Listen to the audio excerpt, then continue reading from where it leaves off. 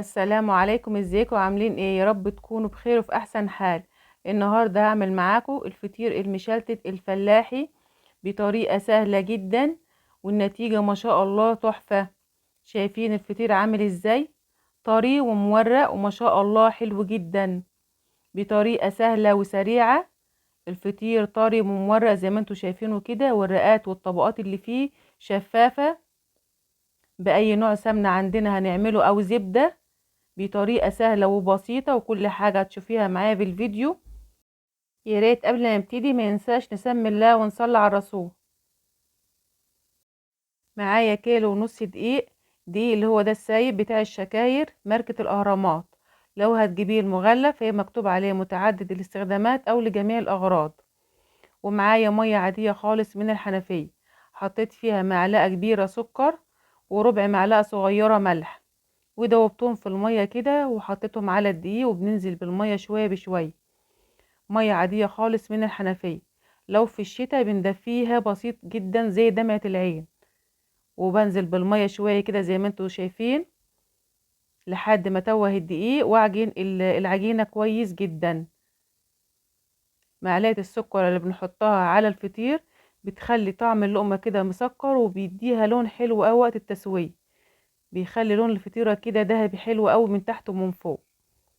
توهت الدقيق زي ما انتوا شايفينه كده، بس ببقى محتاج ان هو يتعجن كويس اوي بايديا الاتنين كده، وبدأت ان انا اعجنه.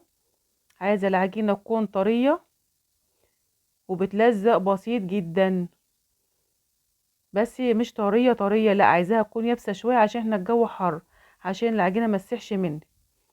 وبريح ايدي كده دقيقتين او 3 وبرجع اشتغل فيها تاني لحد ما العجينة لمت معايا وبقت زي ما انتوا شايفينها بالملمس الناعم اللي انتوا شايفينه ده. جبت صينية حطيت فيها رشة دقيق، وهقسم العجينة ل3 كور. الكيلو ونص دقيق هقسمهم ل3 كور، يعني هتبقى الفطيرة معايا نص كيلو دقيق. يعني انت لو انت حابة تعملي فطيرة واحدة بنص كيلو دقيق هتعمليها، هتعملي فطيرة واحدة وهتفرديها معايا بالطريقة اللي هتشوفيها دلوقتي. يا ريت لو انت اول مرة بتشوفي قناتي ومش مشتركة تنوريني باشتراكك، تضغطي على كلمة اشتراك اسفل الفيديو، وتفعلي الجرس عشان يوصلك كل جديد، وتعملي لايك ومشاركة مع اصحابك وحبايبك. قسمتهم كده ل3 كور متساويين بالشكل ده كده. وبعدين هحط تحت منها دقيق، وضروري بقى ان احنا نسيب العجينة ترتاح. يعني اول ما عجنتها كورتها على طول، لازم بقى في الخطوة دي نسيبها ترتاح 10 دقايق بس. لما بتريحي العجينة بتاعت الفطير بتريحك في الفرد وبتبقى النتيجة معاكي ممتازة. خلاص 10 دقايق بس، ومهم ان احنا نغطيها عشان العجينة ما تنشفش. بعد كده هجيب شوية دقيق واحطهم على الرخامة بالشكل ده كده. واحنا شغالين مع بعض هقولك ازاي تعرفي نوع الدقيق اللي هتعمليه للفطير، عشان نوع الدقيق لازم مهم جدا في نجاح الفطير معاكي، عشان ما ينشفش منك او يجلد، والتسوية المظبوطة عشان ما ينشفش منك. كل المعلومات اللي بتسأليها عن الفطير هقولك عليها ان شاء الله وهجاوبك عليها في الفيديو. جبت العجينة بعد ما ارتاحت وفردت تحت منها كده دقيق وبالنشابة وهفردها معايا. بحط تحت منها كده دقيق علشان ما تلزقش في الرخامة، وهفردها بالنشاب. واخدين بالكم العجينة بتتفرد معايا بكل سهولة عشان عجنها كويس وريحتها.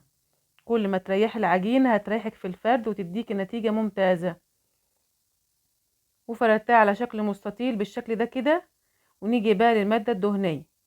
معايا زبدة فرن، زبدة اللي هي العادية خالص موجودة عند أغلبية الناس اهو. جبت كده حوالي 200 جرام من الزبدة، واحط معلقتين كبار من السمنة. طبعا المادة الدهنية اللي عايزة تحطيها حطيها، عايزة تعملي بزبدة بس اعملي بزبدة، عايزة تعملي بسمنة زي ما انت عاوزة، عايزة تعملي بزبدة عادية وتحطي عليها سمنة بلدي براحتك، عايزة تعملي بالسمنة اللي انا اشتغلت بيها وتحطي عليها زبدة فلاحي برضو براحتك. اللي انت عاوزاه حطيه. وده طبعا ملوش دعوة بنجاح الفطير اذا كان مورق او لا. المادة الدهنية ملهاش علاقة خالص، لان الفطير اصلا ما بيحتاجش مادة دهنية كتير. اللي بيخلي الفطير مورق وحلو نوع الدقيق والتسوية. اما تعمليه باي نوع سمنة او زبدة اللي موجودة عندك بتبقى حلوة الفطير جدا.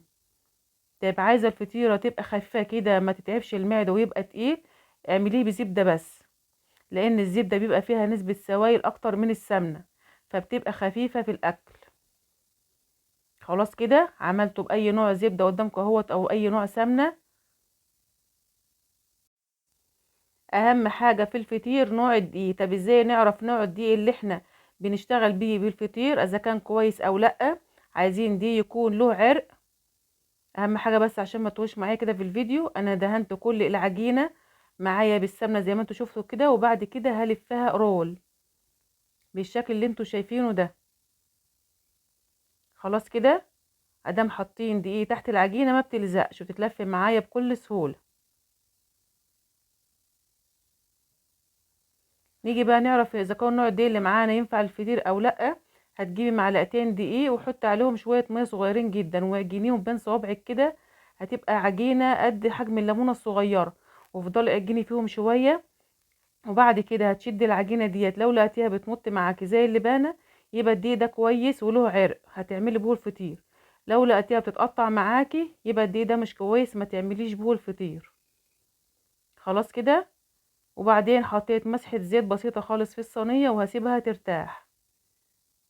مفيش اسهل من الطريقة دي تعملي بها الفطير والنتيجة ما شاء الله ممتازة. وما تفردي الفطير على دقيق بيخليه طري كده وحلو جدا. او هفرد التانية معاكم برضو كده. شايفين العجينة بتمشي معايا بكل سهولة. اعجني الفطير حلو وريحيه بين كل خطوة والتانية وهيريحك في الفرد، هيمشي معاكي كده زي الملبن. شايفين بيمشي معايا بكل سهولة ازاي.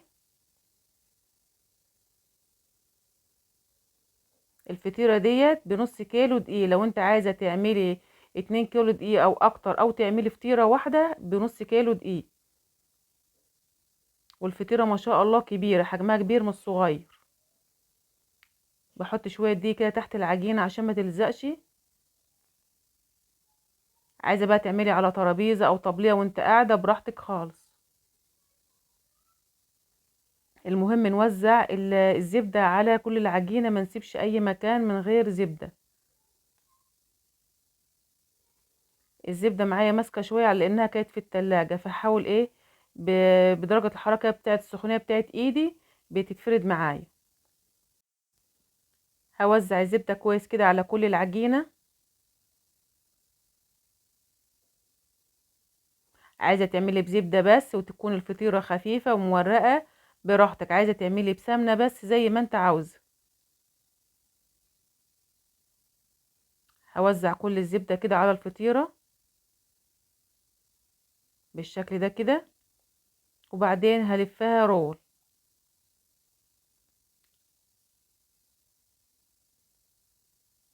اهم حاجة بعد كل خطوة لازم نريح العجين، وبتني اخر طرف عليها كده واظبطها كده واسويها واحطها في الصينية. اخر واحدة معايا اهيت، بفردها بالنشابة كده عشان تكون متساوية.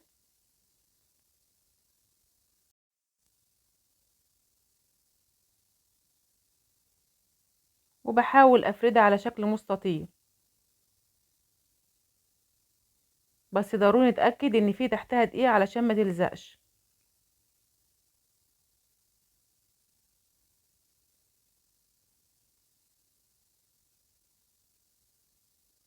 وبعدين هجيب السمنة احطها عليها، اوزعها على العجينة كلها.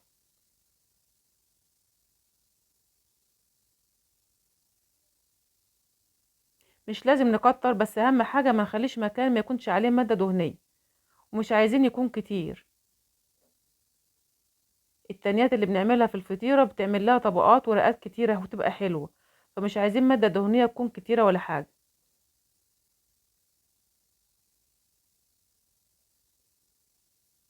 وزعتها كده على كل العجينة وبعدين هلفها بنفس الطريقة. هلفها رول بالشكل ده كده. شايفين ماشيه معايا ازاي؟ عامله زي السكينه في الحلاوه بالظبط. ما شاء الله حلوه جدا. حطيتهم بقى في الصينيه وهسيبهم كمان 10 دقايق يرتاحوا بس. على ما غسلت الرخامه بقى ونشفتها كانوا خلاص ارتاحوا معايا. هجيب معلقه زيت بس وهوزعها كده على الرخامه. ودي اخر خطوه هنعملها في الفطير. هبدأ ان انا افردها بالشكل ده كده. ممكن تفرديها مستطيل تكون طويلة كده على الرخامة، بس انا تنيتها كده علشان تكون واضحة لكم في التصوير. بتتفرد معايا بكل سهولة عشان ريحتها. هجيب برضو النشابة كده علشان تفردها، ومش عايزاها تكون رقيقة لان حاطين فيها زبدة من قلبها، مش عايزين نرقها قوي.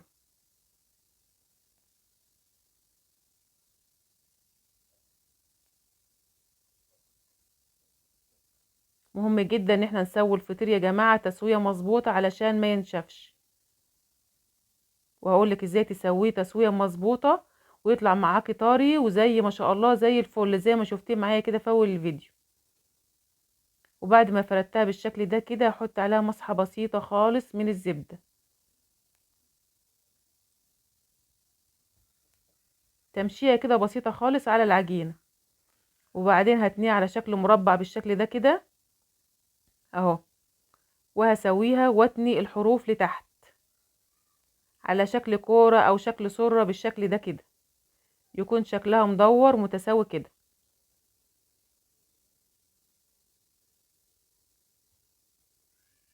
وهحطها في الصينية وهغطيها علشان ما تنشفش. ضروري تغطي الفطير علشان وشه ما ينشفش. وهفرد التانية بنفس الطريقة. زي ما قلتلك تقدري تفرديها مستطيل، مش لازم تتنيها زي ما انا عاملة كده. المهم النتيجة بتكون واحدة.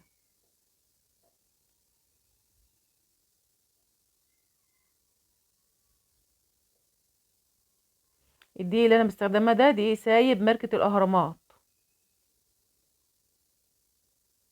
واحط مسحة بسيطة خالص من الزبدة وهتنيه بنفس الطريقة اهي.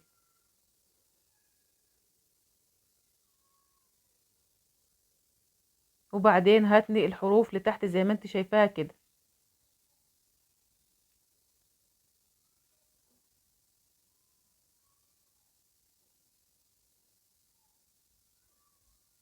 وهحطها في الصينية وهجيب اخر واحدة معايا.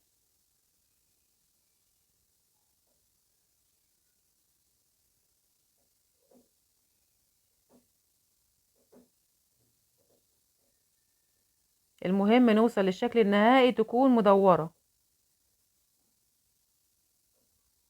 بالشكل ده كده. شايفينها عاملة ازاي؟ طريقة كده عاملة زي الملبن.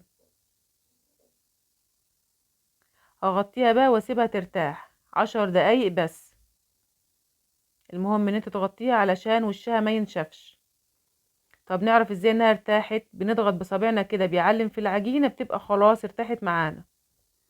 لو العجينة ردت معانا تاني ومعلمتش كده بيبقى عايزة ترتاح تاني. مسحة بسيطة من الزيت في الصينية كده. ونبدأ بقى نفرد الفطير بتاعنا. شايفين العجينة عاملة زي الملبن. وخدي بالك من الفطير ما تفردهوش قوي، ما ترقهوش في الصينية علشان ما يكونش يعني ده فطير لازم بيكون فيه رقات وطبقات من قلبه. مش عايزين نرق الفطيرة قوي تبقى عاملة زي رغيف العيش. يعني انت لو عاملة في صينية كبيرة مش لازم نملى الصينية بالفطيرة اللي احنا حاطينها. ممكن تكوني عاملة فطيرة صغيرة، مش لازم نملى الصينية بالفطيرة اللي احنا عاملينها. نيجي بقى للتسوية المظبوطة. بحطه في الفرن البوتاجاز. انا بصراحة بحطه في ارضية الفرن لان عارفين تسوية الفرن البوتاجاز مش زي الفرن بتاع الخبيز. الفرن بتاع البوتاجاز بحطه في الارضية. وبولع من تحت ومن فوق على درجة حرارة تكون عالية ما تكونش هادية. درجة حرارة البوتاجاز ما تبقاش عالية قوي زي الفرن التاني. اول ما بياخد لون من تحت بروح رافعاه على الشبكة ياخد لون من فوق. خلاص كده. اهم حاجة تسوية الفطير. مش عايز يبتي في الفرن، لو بتي في الفرن هيكون ناشف معاكي. الفطير عايز تسوية سريعة علشان يكون طري. طيب لو سويتيه ولقيتيه ناشف معاكي غطيه، مفيش اي مشكله، بس ما تسيبوهوش وقت كبير في الفرن. ظبطي الفرن بتاعك كده عشان التسويه تطلع معاكي مظبوطه. اهم حاجه في تسويه الفطير، عايز درجه حراره تكون عاليه علشان يطلع طري معاكي. وبندهن وش الفطير قبل ما بنسويه، بتدهني وشه بقى بسمنه، بزبده، بحته قشطه، بوش اللبن، تحطي على وش الفطيره بيضه. وش الفطيره ده تحطي اللي انت عاوزاه، ده قبل ما بنسويه. خلاص كده. شايفين الفطير بقى عامل ازاي؟ طري ومورق، وطريقته سهله جدا وبسيطه. عملناها باي نوع سمنه او زبده عندنا، والنتيجه زي ما انتوا شايفينها كده ما شاء الله ممتازه. 10 على 10. في دقايق كده هتكوني عاملاه، ما بياخدش وقت ولا مجهود. عايزه بقى تحطيه في الفريزر، حطيه في كيس كده من بتاع التلاجة، وقفليه كويس وطلعيه وقت ما انت عاوزه، وتسخنيه اكنك لسه عاملاه حالا. تاكليه بقى جنب شويه عسل، جنب حته جبنه، جبنه بيضه وجبنه قديمه، مفيش احلى من كده. بجد الفطير ما شاء الله، الله اكبر عليه، حلو جدا. شايفين الفطير بقى وجماله؟ جربي الطريقه دي وانا متاكده انها تعجبكم. اسيبكم في رعايه الله.